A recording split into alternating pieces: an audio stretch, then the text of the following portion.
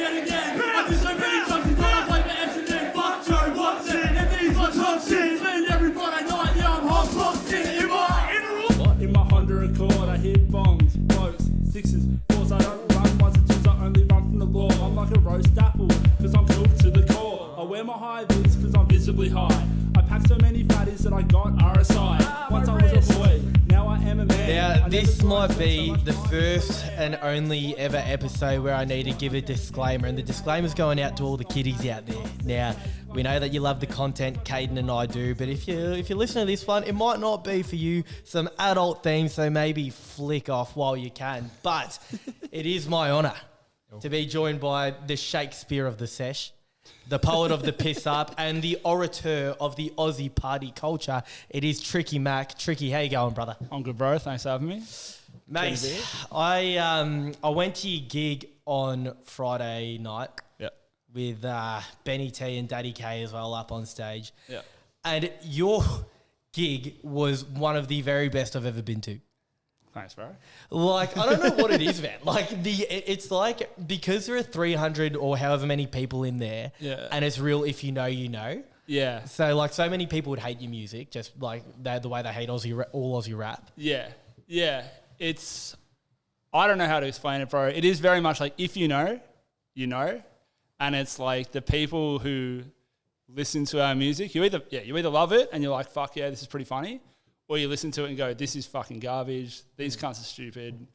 Like, yeah, you either get it, you either kind of get it or you don't. How would you explain your music to someone who either doesn't know it or doesn't get it? I reckon I could do a pretty job of explaining it, but I'm curious to get your...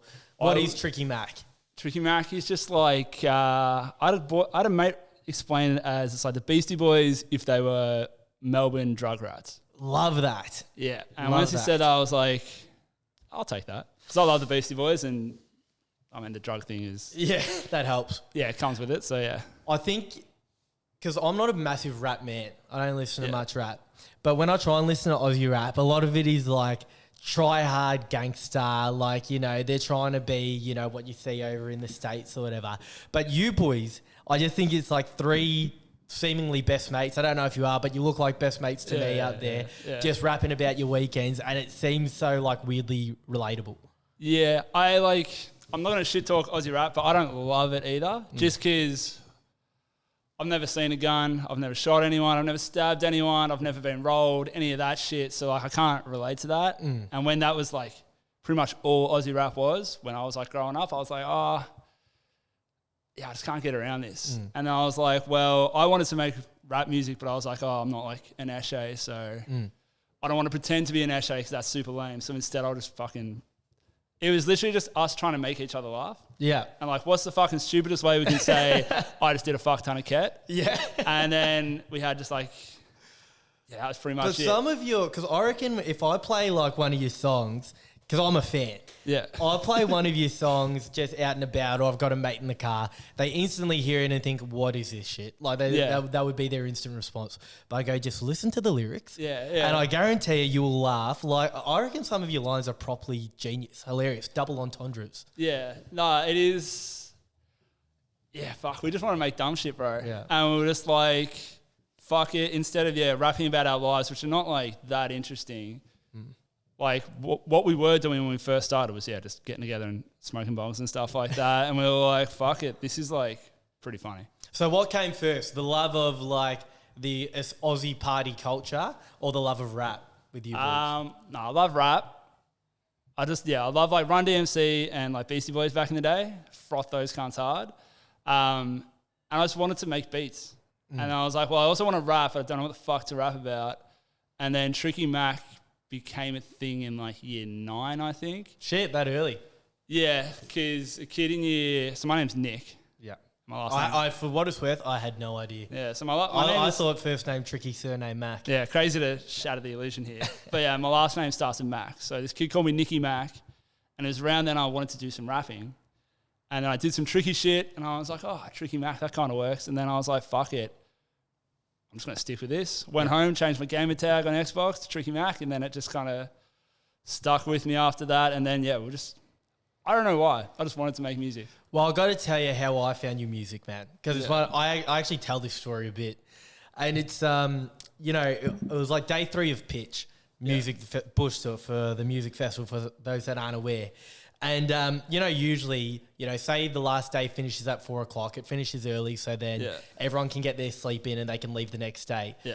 But me and my mates, we got a mate to come and pick us up. Nice. So he jumped in the car that we drove there, gets in the car, and, we're still pretty well sourced because we're leaving that night, not the next day. Yeah. Still off our head.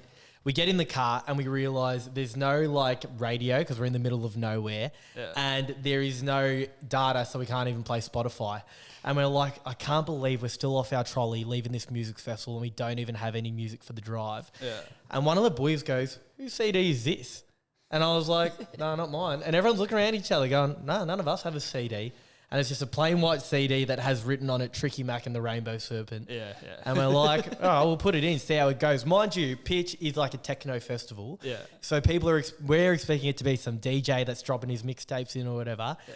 Put it in, and it is like 8 or 10 of the funniest rap songs about Aussie party culture and music festivals I've ever heard. So do you just go around dropping in CDs? So that was like last day. I probably took 300 CDs there because I was like, fuck it. So the way the CD thing started was I used to work at Coles, right? And I was a trolley boy. And so I was Great job. We need the trolley boys. Yeah, it was all right. But anyway, so I was outside, I was outside in the car park constantly. I remember one day seeing these 2 blokes putting like flyers on cars. And I was like, I wonder if that works. Like, do people actually read this and go, oh yeah, sick? And I was like, I wonder if you got a CD on your car, would you listen to it? You'd have to. Like, the curiosity would be, like, out of this world today. I experienced it. Yeah, so I went home and I was like, all right, fuck it. I burnt, like, 10 CDs.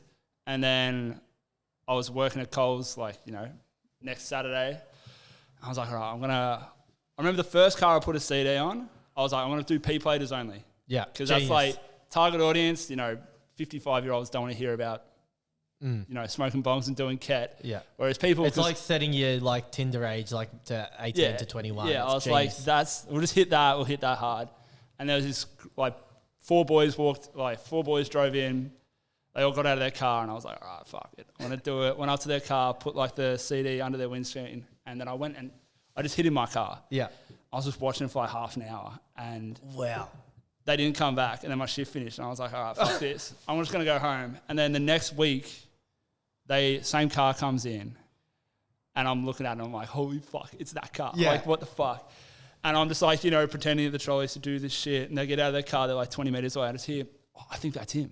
Oh, bullshit. And I'm like, oh shit. Just pretending, still doing the trolleys. And then one goes, oi, you Tricky Mac? And I'm like, yeah, man. And it's like, bro, we got your fucking mixtape, cunt. It was fucking sick. And I was like, no shit, it worked. It fucking worked. It's such a good idea. Yeah, bro. It's such a good idea. After that, cunt, I went home, bought like 500 more CDs and just burnt and burnt and burnt. Going around shopping centres, universities. What would one CD cost you? If like per CD was... I couldn't, like 5 cents maybe. 5 cents? Oh, mate. They weren't much. And I was just like, fuck it, I'm just going to burn these. At that point, I'm just fucking playing FIFA, burning CDs or working at Coles. And how do you go at FIFA? I was really good. I was fully addicted, like FIFA 18. Like, I got RSI. Not the addiction I was expecting to speak to Tricky Mac about is FIFA, but I'm glad to hear it. I full got RSI from playing FIFA too much. What's RSI? Repetitive strain injury. So really? My hands are actually like sore as fuck. Is it actually from wanking, but FIFA's the excuse no, you it was genuinely get away with it? No, it was genuinely from FIFA because I would just sit there so fucking tense. Yeah. And every time the ball would go out, I'd be like, oh. Yeah. Relax. And then next time the ball goes out, I'm like this again. I'm like, holy shit. So I full fucked my hands up. But yeah, after those guys rated the CD, I was like, fuck it. This is a good idea. I'm going to just burn CDs and put them on people's cars. Because if I send you a link and I say, oi, Rog, listen to this. Unless you're literally doing fuck all, you're more than likely going to say, yeah, 1 sec, man, I'm just doing a podcast. Yeah. I'll listen to it later. So true. Later you go home, you forget about it, all that shit. If you get a fucking CD on your car, you can either listen to it or you can not. You'd have to be a proper maniac not to listen to it. Oh, I saw one guy, I was at Deakin car park one time. I saw a guy walk 80 metres to put it in the bin. You're kidding. He looked in and he goes, oh, what the fuck's this? Walks, and I'm just watching him. I'm like, he's not going for the bin, is he? and he chucks it in the bin. I'm like, I would have been less offended if he just tossed it out the car. Oh, just At throw it least away. then someone else could go and pick it up. But he went through so much of an effort to make sure no one else could ever find this wretched CD. yeah, I mean, joke's on him because every other car in the car park had one on it. But Yeah. yeah, he was just like, nah, fuck this. I'm not listening to this shit. Yeah. So yeah, I did that for ages. And that was pretty much every one that I meet, every person I meet pretty much tells me the same story. Bro, you'll never believe it. And I'm there going, I will believe it because I'm the one that did it. And they'll go, someone put your CD on my car. And I'm like, oh, who? That's crazy. What an awesome fan. Yeah, to wow. go out of their way to do that for me. Who would have thought? And they go, yeah, and I played it and it was sick. And I'm like, sick. Yeah, man. As long as it worked, bro. So yeah. I might need to start doing that for the Rog Pod. Just start making little... I might just do Yeah. like a Tricky Macception where I do put this podcast on people's doors and see if it works for people the same way your album did. Yeah. Man, I can't explain when we left that festival, like still on a high, and we put that CD on and we had just so much entertainment listening to those songs. How much effort goes into making an album? Because I don't know, are you just pulling these tracks like the music, it's the instrumentals off like some website, or are you making them yourself? Nah. So we do all the beats ourselves. Really? Yeah, so Ben actually knows about music. Yeah. So he did like year 12 music and stuff. So he knows about like keys and chords and shit like that. I literally just downloaded like a DAW, which is like a digital audio workstation. Downloaded that and I was just drawing notes in. So I had no idea what the fuck I was doing. And I was like, if that sounds good, I'm happy with that. So I literally just started from that, just fucking drawing shit. And then I would ask Ben, is this musically correct? Yeah. And he'd be like, well, that is in the wrong key, so you need to change it to that. And that was how we would do beats. That is so impressive, man. I guess so. Yeah, it was funny. I feel like a massive phony because I wouldn't say I'm a musician. Yeah. I'm more of like a rapper or entertainer maybe. Yeah. But like Ben and Daddy K both actually know music shit. So like when we did Legends of the Sesh, which was the first album with me and Ben, I think we did that across like 2 months.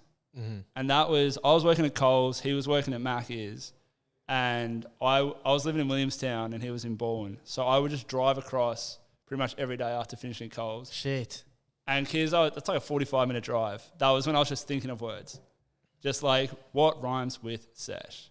What rhymes with MDMA? And like, I literally just wrote most of my bars just in my car going back and forth. Yeah.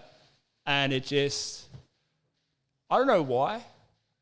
It's just something that my brain does. Yeah. Like there are times where like, when we were writing our last album, me and the missus would just be like hanging out and she'd just look at me and she'd be like, are you okay? Because I'd look like kind of pissed off. Yeah.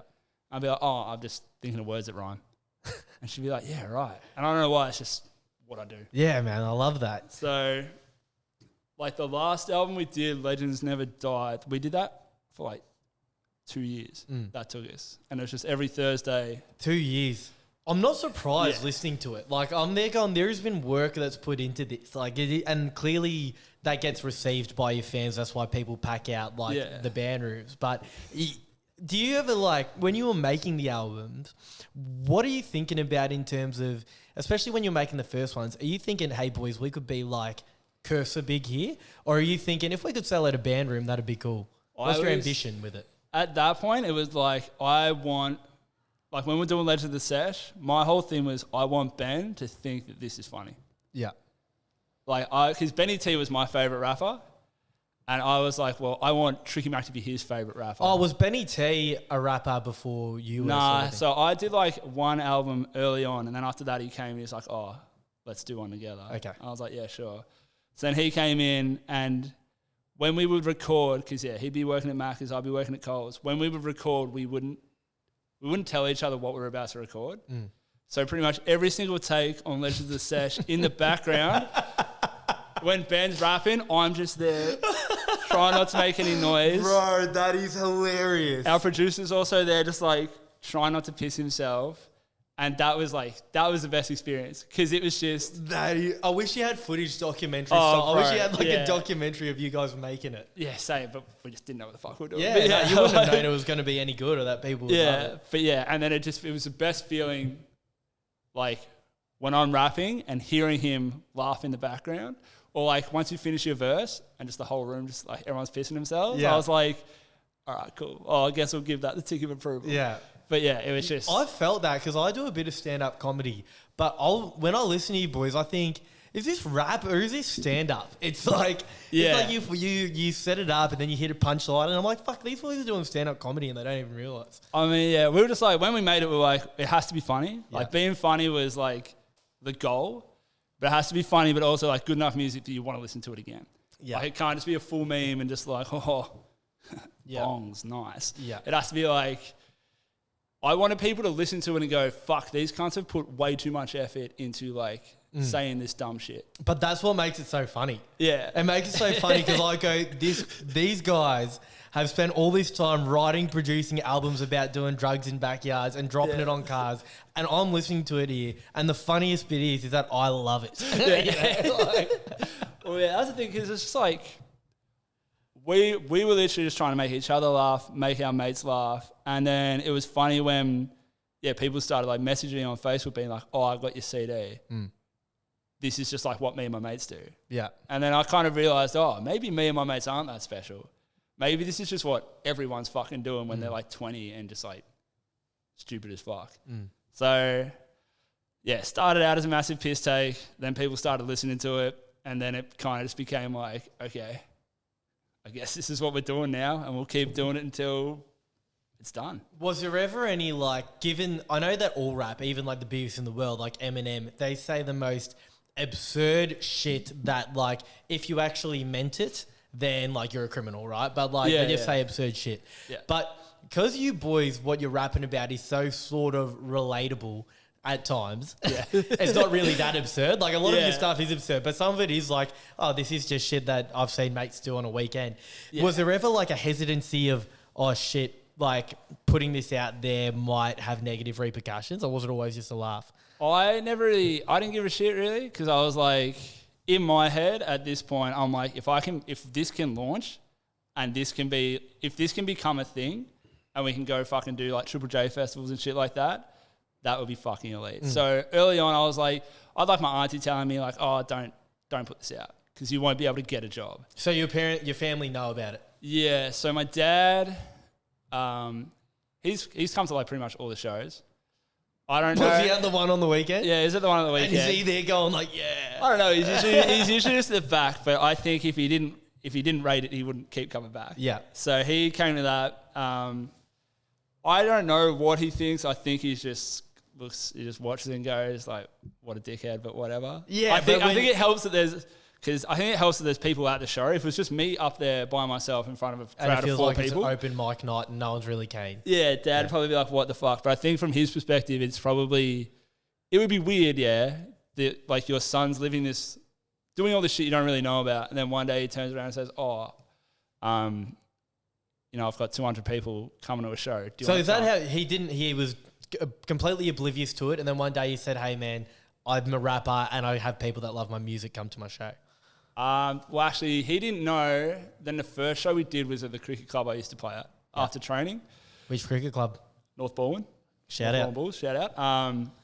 But yeah, it was after training and Dad was there, and we get to the end of the intro and I do the line, "I love snorting lines and I hate my dad." And I look outside at my dad and Dad's just there like, "Yeah, right." Was that line like meant to be a joke? Yeah, absolute joke. Because that was just like, what is the fucking stupidest shit we could say? It's like, fuck it. Oh, yeah. I was snorting lines and I hate my dad. Like, fuck yeah. That's such like a flag in the ground to be like, this is the type of shit. Like, this is who we are. So he found out like that, and then mum just put her head in the ground. She didn't want to know about it. And then for Mother's Day, I gave her a CD, and she listened to it, and she texted me. She's like, "Oh, does Benny actually have a horse cock?" And I was That's like, her one thing. She didn't care about if you really do all this drugs and smoke 100 codes a day. All she cared was about the size of your mate's cock and if it is horse-like. Yeah, I was like, I can't answer that. I don't know for sure. She's like, "Oh yeah, cool." And then that was all she asked. Wow. Yeah. What an incredible mother. Yeah. Well, she was she was at the Rev show that I did. I've been to Revs with my mum and dad. Yeah. And I don't think there are many people that can say that. No, I certainly can't. I've not been to Revs with either of them. Yeah, so to be there with them was weird, Yeah. surreal, but also pretty funny. Oh, mate, hilarious. Like, absolutely, that's what makes it so funny. When you do a show like Revs, Yeah. is it hard to get them on board? Because they might look at you as, oh, what, you just some fucking garage rappers that loves, like, or is it easy to be like, hey, can we use your room? Well, when I first started, the dream was to play one show at Revs. Yeah. So I've done that. So, you know, there's times I look back and I'm like, oh, fuck, that's pretty mad. Revs was just, I think at that point we'd already done like 6 shows. So I think to say like, hey, you know, we've done 6 shows. We've had this many people come to them. You know, can we play at your venue? They were like, yeah, sure. Yeah. They didn't really give a fuck. And then when we played there, I had some of the bar staff come up and be like, Tricky Mac, what the fuck's going on? And I was like, all right, this is pretty cool. Man, you know what? Because when I like see, you know, like you have a pretty like modest following on Instagram for someone that I moved into my most recent house, share house. And the housemate I live with, Aoife, who's an absolute legend. Yeah. One day I go downstairs and she's blasting Tricky Mac. Yeah. And I'm like, you know Tricky Mac as well? And she's like, yeah, man, I love his music. I'm like, good bullshit. I did too. Yeah. And then the cameraman, editor, the everything man for this show, Daniel Allen, tells me that he's been listening to your music for years since he was in high school. And not just that, one of his best mates, Jake, bought his first car as a Honda Accord because he listened to your music. Can you believe that? He says it's true, Daniel, isn't it? That's bad. That's fucked. Yeah. So I look at that and I'm there going, just in my close circle, and it's not like we all listen to you together. It's like, oh, this person knows Tricky Mac. Yeah. This person knows Tricky Mac. I listen to Tricky Mac. I go to a gig and there's a room full of people that know Tricky Mac. And I'm there going, why is Tricky Mac not on the Triple J fucking shows or anything like that? Yeah. I don't know, bro. It's like the people that know me, I've got a very small but a very loyal fan base. Yeah. Like the cunts that froth me, they like froth what we're all about, and it's fucking elite. Because it's just like, that's the thing. We've probably done 10 shows, and like there are people that have been at all 10 shows. Yep. Like, well, I went to your show on Friday night, and you go up there and you're like, yeah, towards the end, I think, I want to thank everyone for coming, people that have driven from a long way, people that have flown from Hobart. Yeah. I'm like, fucking people, I love you, Tricky Mac, but people flying from Hobart, that is. Bro, there were guys that flew from Perth, there were guys from like Brisbane, guys drove from Adelaide and shit. Shit. When I hear that shit, I'm like, that's fucked. Like, in the best way possible, but I can't believe that shit. Because I'm just there going like, this is just like a stupid joke between me and my mates. Yeah. But the fact that it struck a chord with blokes on the other side of the country. Because they never would have got a CD on the car. Yeah. So for them, I say like, what the fuck? And usually it's, oh, you came on Spotify after we were listening to some other shit. But yeah. It's fucked, man. It's surreal. It's fucked, man. It is fucked. It is, for me, like, I think what, like, obviously, like, just hilarious lines, relatable. But, like, for me, being a massive footy fan, every song there seems to be a name drop of, like, some niche football player. Or, like, even your music videos on YouTube, there's, like, Test cricket playing in the background. Yeah, and I'm like, I'm looking at it and I'm going, these guys aren't try-hard eshays trying to be gangsters. I'm looking at it going, these are my mates from the footy club, you know, who just are having a laugh in the change rooms. Yeah, that's the thing. We didn't want to... It's like... The way I look at it is like the Tricky Mac, I guess, character is just like who I am, but like turned up to 20, you know? Well, they say that, mate, you wouldn't believe the note I have. Like, in my little laptop I have in front of me. Yeah.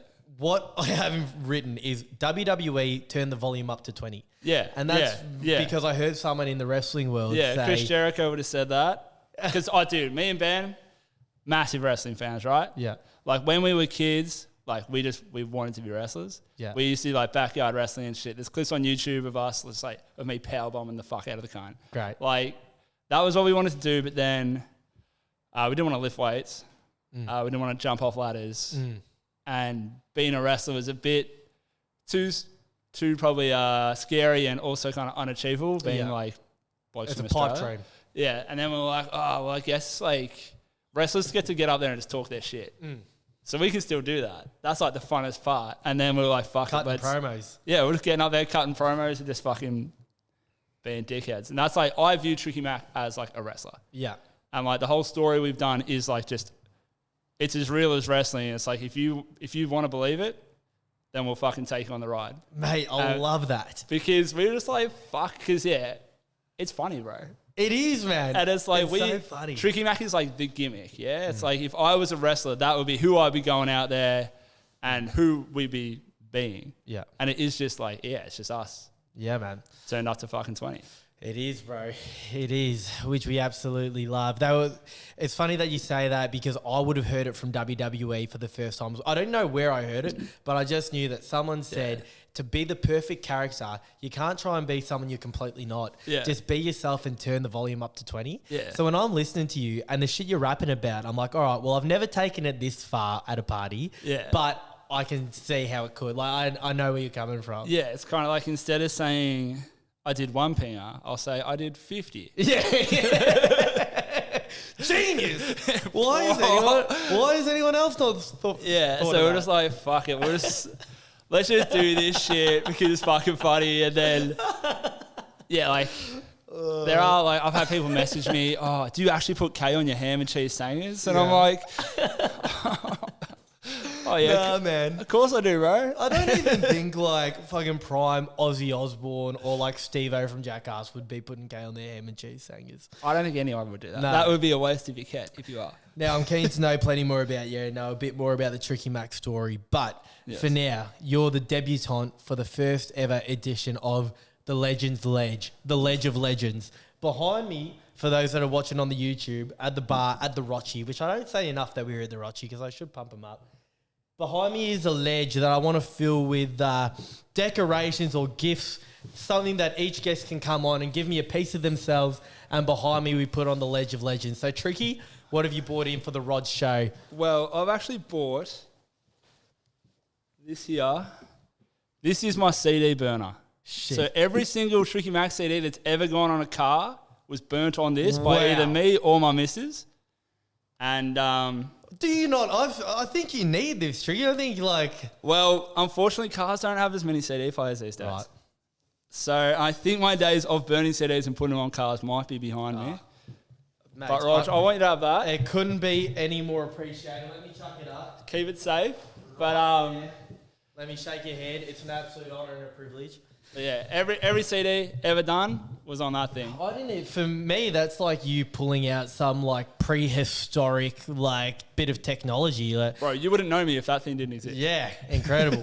There you go. There's the story I told you. I know you say that everyone who knows your music tells you the same story, and it's crazy that you've built up this following off the back of that Toshiba CD burner, and there it is as the very first part of the set for the Ledge of Legends.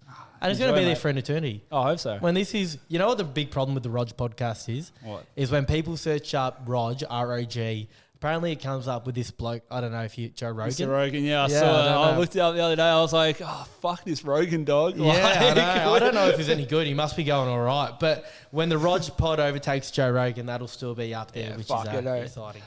I know we've touched on it a bit, and we sort of did with that turn the volume up to 20 type stuff. Yeah. But I am curious to know how much of it is art and how much of it is real, and do they ever imitate each other? Like, is there ever a time where you're at a party and you think, fuck, I need to live up to the Tricky Mac moniker here, and you lean into it? When I was younger, like when it first started, there was like, I would go to parties and I'd be like, I have to, like if I tell this person that I can't smoke a joint with them, they're going to be disappointed. They're going to be like, what the fuck? Yeah. What the fuck, you phony dog? So I used to get kind of stuck in the gimmick a lot more. Now that I'm a bit older, I'm kind of like, it's all G. Like people, the thing is when I get on the sauce, Tricky Mac is essentially what I become. Just a dumb fucking idiot. But I'm always there to have a good time and shit like that. So I used to get caught up in oh fuck, these people are going to think this of me. But now it's just kind of it is what it is. Yes, we do drink beers. We do dumb shit. It's just not as hectic as it was. Yeah. So I remember when I first met my missus after a show, she came up to me and she said, oh, do you want to go for a dart? And I said, I don't smoke. And at that point, the illusion just shattered for her. And she was like, what the fuck? Tricky Mac doesn't smoke? This is fucking bullshit. Because I never smoked darts. I used to smoke weed, but I never smoked darts. And then, she said that was a big moment of her being like, who is this man? Yeah. To be honest, my assumption was that, like, you know, we turned the volume up to 20 for Tricky Mac, but you're still a general resting like 18, like in an everyday life. Yeah. But it's cool to know that it's not that big of it's a bigger discrepancy than that. Like, yeah, I mean, it varies. It does. Some days I wake up, I'll be a 16. Some days I wake up, I'll be a 5. Yeah. Like, is what it is. There is genuinely a part of Tricky Mac within me. Yeah.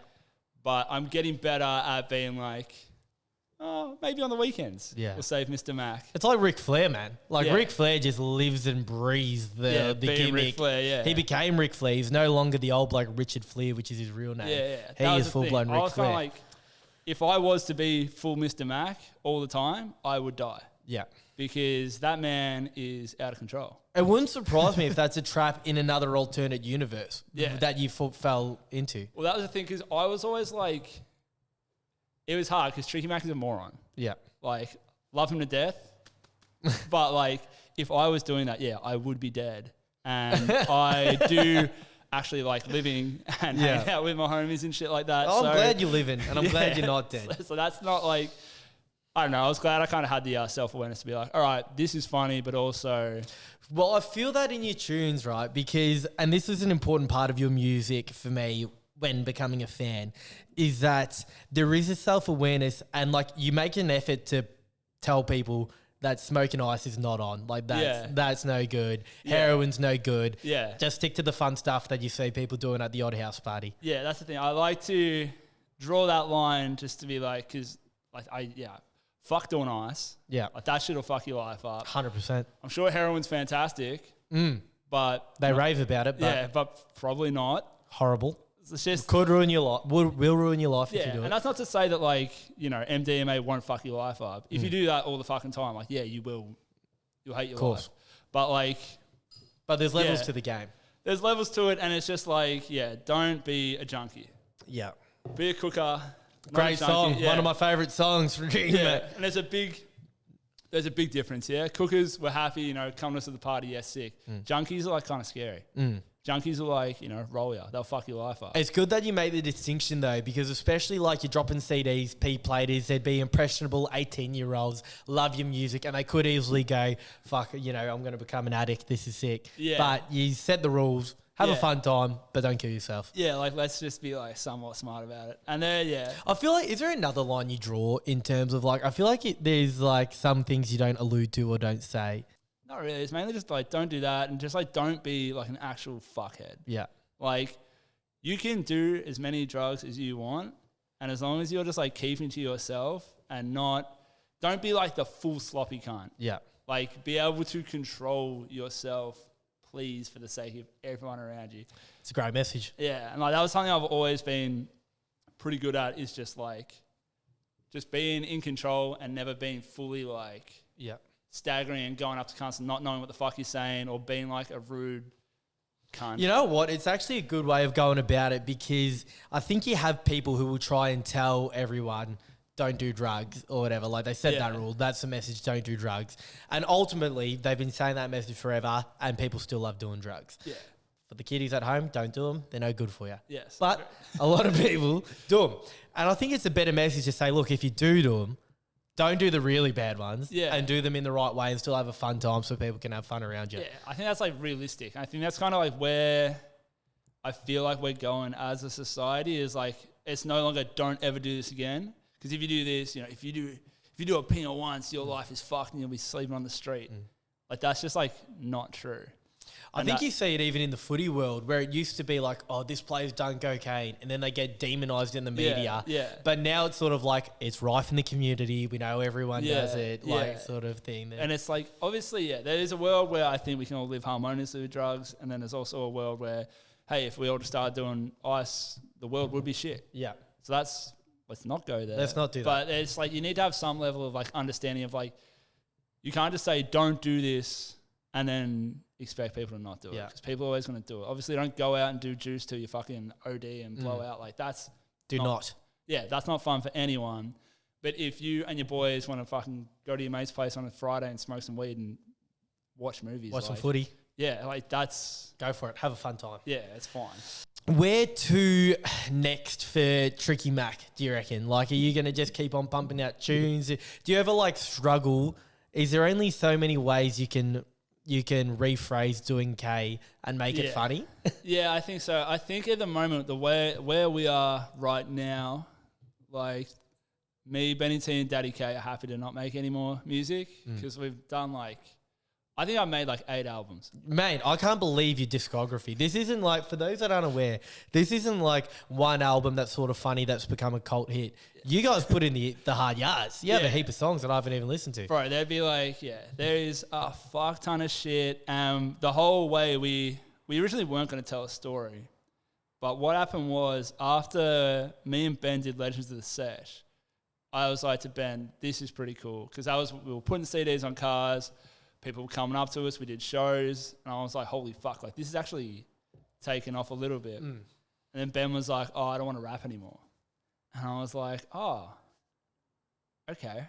And he was like, yeah, I just don't think we can do a better album than that. And I was like, oh, true.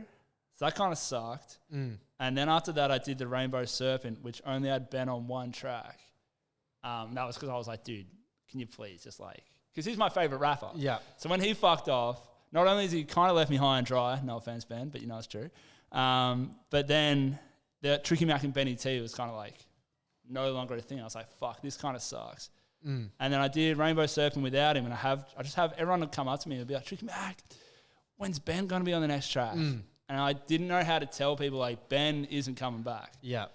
So that was when we were like, okay, I need to do a diss track on him. Because I need everyone to know the Tricky Mac and Benny T are no longer friends. So when you did the diss track, was he aware that or was it a joke, or was it, was there a war between you? What was going on? Yeah, so when I did the diss track, that was literally just after a lot of people asked me, when's Ben coming back? And I was like, all right, well, everyone needs to know I hate Ben. I don't hate Ben, but Ben's not coming back. Right. So the best way to communicate that to the audience is through a 4-minute song called Fuck Benny T, which is just 4 minutes of me just fucking dragging his name through the dirt. Did you play it for him before you released it? Yeah. So at this point, I was actually living with him. Yep. So this is I'm going to take you full behind, all the scenes and shit. This is the realities. Because you have the Tricky Mac Law. If you want to listen to that, listen to the music, watch all the shows and shit. You can go down that, but this is behind the scenes shit. So I was living with Ben when I did Fuck Benny T. Because I said to him, I was like, man, can't just keep asking when's Benny T coming back? Yeah. And, I had a Facebook post being we did a farewell Ben show, and the idea was Ben was going to go, he's no longer doing drugs, he's going to get a job and live his life. Be a functioning member of society, which, if you do that, that's a no-no in Tricky Mac's books. Yeah, of course. That's a betrayal. Yeah. So then I was like, all right, fuck it. I'm going to diss track you. And I sent it to him, and he loved it. Right. Well, that's good news. Yeah, he was like, this is pretty funny. I thought you two boys were at war. I was pretty pissed. Yeah. I wasn't stoked that he was fucking off, because I was like, this is annoying because it's Tricky Mac and Benny T. And on Spotify, you can't change your artist name. Oh, really? Yeah. That's surprising. It's fucking annoying. I mean, you might be able to now, but back then you couldn't. So I wanted to just I wanted stuff to be on the same Spotify as Legends of the Sesh. But then there's this fucking Benny T name there, which really pissed me off. So distract him. And then that was elite. Dropping that and having people message me being like, yeah, fuck Benny T. That fucking Benny Fuck T, that dog. arsehole. And I'm like, and I'd just be there. We'd just be sitting on the couch. I'd be like, oi, this cunt hates you, by the way. Yeah. And he'd be like, oh, fuck. And I'd be like, yeah. So almost the people aren't stoked. I personally wasn't fond of Benny T. I always hated him. Yeah. So, yeah, we did that. He did the big heel turn. Yeah, he did big heel turn. That was elite. Because then it gave Tricky Mac someone to hate. Yeah, true. There's another angle. Yeah. So then we were like, okay, I guess, I hate you now. And I'm still going to be me. That was when Daddy K came into the picture, and he was like my new best mate. Man, I love Daddy K. Yeah. I think Daddy K's verses are out of this world. Yeah, man. I think he's unreal. Yeah, he's very good at what he does. So he comes in, Benny T's fucked off. We do some EPs together. One of my favourite things of the whole Tricky Mac thing was we did a show at the Workers Club, and the night before it, we convinced Ben, because I was living with Ben. Sorry, guys. I was living with Ben, and I was like, dude, we have to do a rap battle. Yeah. Like, you have to get on stage and just tell everyone to shut the fuck up, tell them they're all pieces of shit for doing drugs. Just like... This is WWE. Yeah. This is full WWE. I was like, dude, you'll be Vince McMahon and I'll be fucking Stone Cold Steve Austin. Yeah. And he was like, oh, I don't want to get booed. And I was like, dude, yes, you do. And then, like, the next night at the Workers Club, we're about to launch into Down for a Sesh. Then Benny T crashes the stage, dressed in like a suit. And, you know, it just cuts a promo telling everyone, like, oh, you know, I heard that diss track and, you know, it really hurt my feelings. Then he delivers some bars about, you know, I hate all you junkies and all this shit. And Tricky Mac, you're a disgrace. And it's just so funny, just everything he says. Yeah. He's got a line where he's like, Tricky Mac, I hate you like I hate ketamine. And just seeing the crowd, boo, yeah. Fuck you, Benny T. I'm up there, I'm like, this is so fucking good. Oh, I and know. then I deliver just some dog shit bars, and the crowd's like, Yeah, Tricky. End up Sweet Chin Music him right in the face. And he gets fucking lifted out of the place doing that. Is there footage of this? Yeah. Good. So that is, I didn't see that. That was, doing that was so fucking funny. Yeah. So we did that, and then, after that, it was like, all right, fuck Benny T still. Me and Daddy K did some EPs, and then there was one day where I got home from work, and Ben comes up to me and he says, hey, man, I've been thinking about coming back. Oh, here we go. And I'm like... Don't tell me. I'm like, oh, yeah? What dreams are made of. I'm like, oh, interesting, cool. And he's like, yeah, I want to play you something. So then I go in his bedroom, and he plays me... So he's got his EP, The Death of Benny T, which conveniently explains where he was for 3 minutes. And it turns out... 3 years. And it turns out that when he was Ben walking the earth, it was actually his soul was trapped down in hell because he did too many drugs. Oh, yeah. So he didn't actually voluntarily turn on Tricky Mac. It's just his soul got trapped down there for 3 years. Yes, plausible. Yeah, it makes True. sense. Yes. So he plays me like the first 7 minutes of that EP. And he's like, so yeah, what do you reckon? And inside I'm going, Yeah. God, fucking oath, like he's back. This is elite. And I'm like, oh yeah, no, I should be able to work it into the story. Yeah, you just been cool. Just playing it cool. Yeah, and then at this point, Playing hard to get. Tricky Mac's going to rehab. Was that true or not? Tricky Mac went to rehab. Yeah. Okay, good. And that's all I need to know. Yeah, so Tricky Mac went to rehab for 30 days because Benny T, the soulless version, called the cops on a house party that me and Daddy K were having. So then I got sentenced to go to rehab. Daddy K went to juvenile prison. And Benny T continued to roam the earth. Then... This, just quickly, this is what's so good, is you're always on a story. Like, I'm following... This isn't just different songs. I'm going along with the story. And even, like, you know, a song like Crack the Egg, it's a story. I'm there listening to it. I'm like, oh, I want to know what happens next, man. Like, well, that's the thing. We're just like, if we don't have, like, a story or some type of lore or something going on, then it is literally just like, hey, guys... Here's another song about smoking bombs. Yeah. It's like, oh, sick. Yeah. Whereas we're like, if we have a story, whether people are keeping up with it or whether people give a fuck, we were just like, oh, what can happen next in the story? Yeah. What can happen next? And then once Benny T, I went to rehab, and then Benny T managed to escape from the devil, and he came back to earth. Yeah. His soul reunited with his body.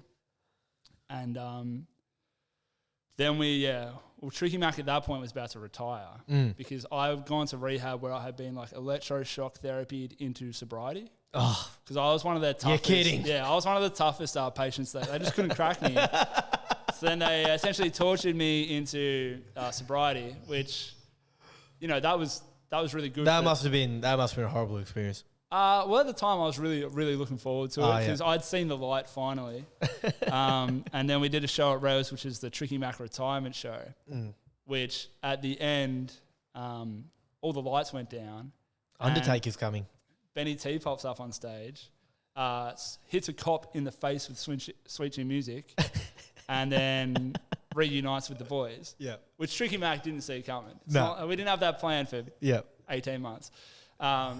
And then, he comes back. The boys reunite. The crowd pops. It's like, yeah, Bernie T's back. Dude, oh, it was so fucking funny. So we got footage of that show, and it's just elite because there's one cunt in the crowd, and he's got these sunnies on. They have "fuck Benny T" written on them.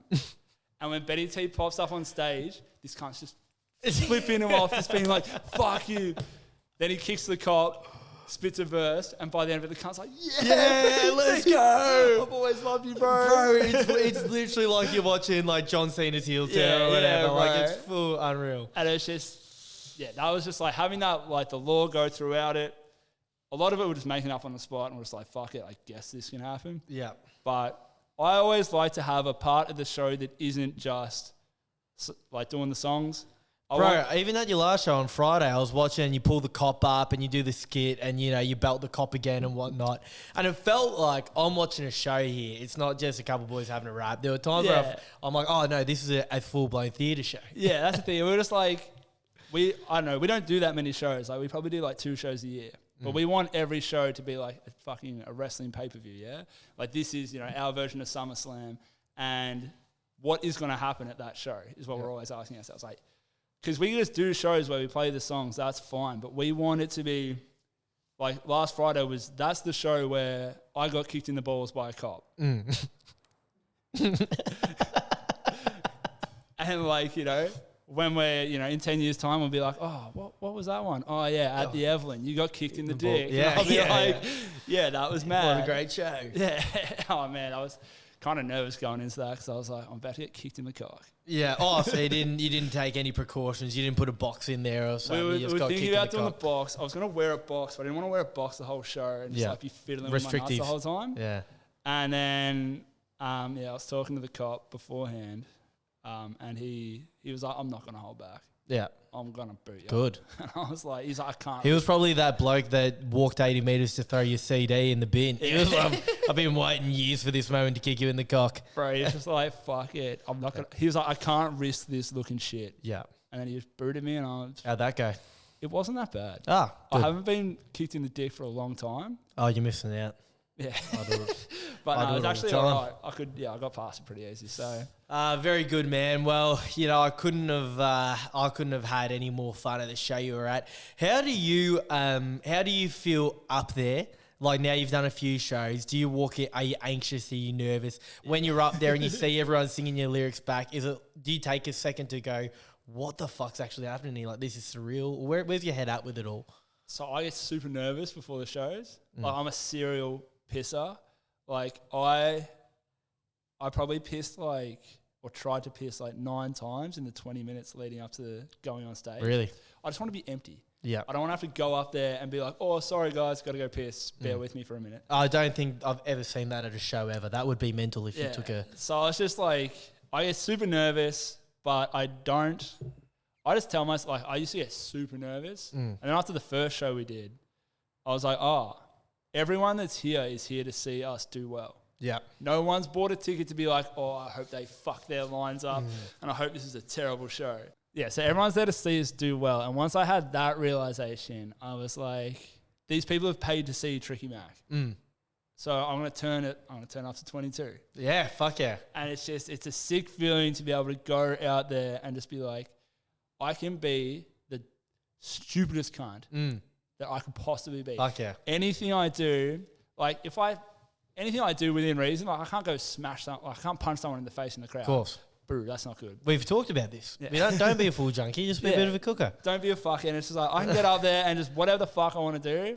I feel like invincible, bro. Yeah. And it's so You would sick. up there. Yeah, it's so sick just having people screaming these words back at you. You're just like, this is insane. Yeah. And it's just so like... Because in my heyday in high school, I, like any other kid that thinks they have an ounce of creativity, wanted to be a rapper. Yeah. I even had my name, which was, I had 2. The first one was CRHYME,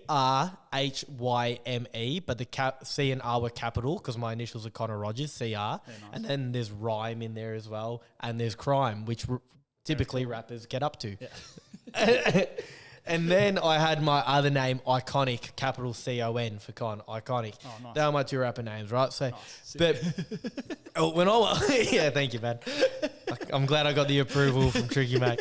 But when I'm at the gig, and I see you three boys up there, I'm like, these are three lads who have committed to it, who have done it, and are living out all these high school kids' dreams of like wanting to be rappers with your mates and having everyone sing your lyrics back.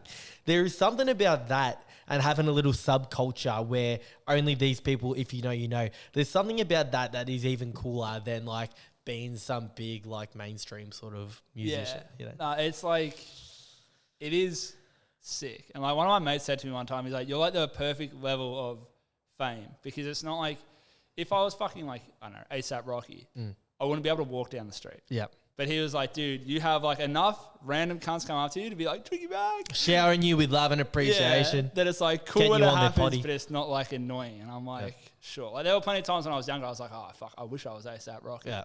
But like I have a massive appreciation for just like what we have built and the way it's received by the people. It's actually surreal. And just seeing so many people just screaming the words, like that's the coolest thing.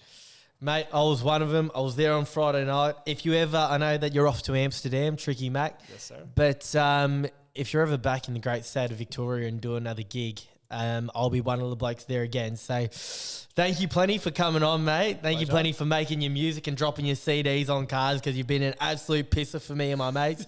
Couldn't appreciate it anymore, you jumping on. Oh, all good, man. Thanks for having me. And if you don't know who I am, fucking sus the Spotify, Tricky Mac and Benny T. Haven't got Daddy K's name up there because you can't change the Spotify name, unfortunately. It's a shame. It's fucking annoying, bro, but whatever. That's Shout life. out Daddy K, Tricky Mac, Benny T. Jump on them. Thanks, boys.